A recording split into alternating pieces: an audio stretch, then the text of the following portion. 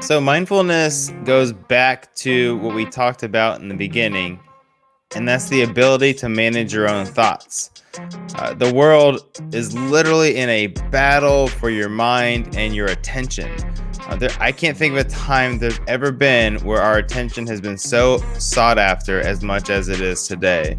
I mean, the social media tech companies literally have psychologists that are on staff to teach them how our mind works and how to best develop their apps and their platforms to be the most addictive to us and how to make us engage the most.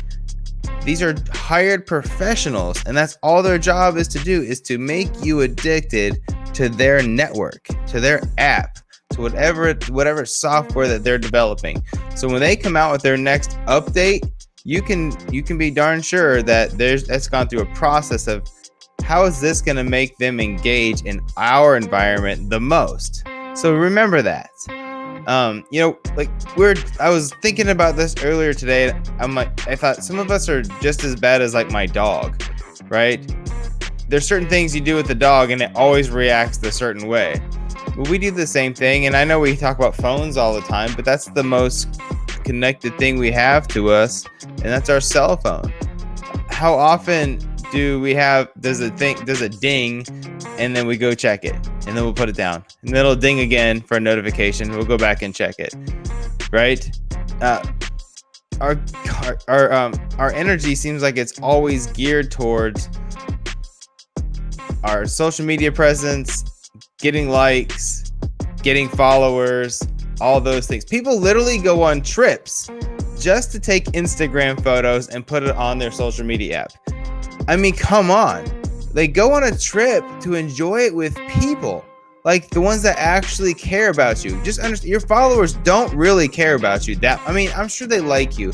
I'm sure they appreciate you. I'm sure if you do add value that they appreciate that. But there's no way they love you as much as your kids, as much as your wife or husband or family, or even your pets in your house, to be quite honest, because those are the people that are always around you, that are there with you when you're in a good mood, when you're not in an Instagram mood, and so forth. So examples for me, what we do in my house, my phone notifications are almost all turned off. I don't even get notified if I have an email.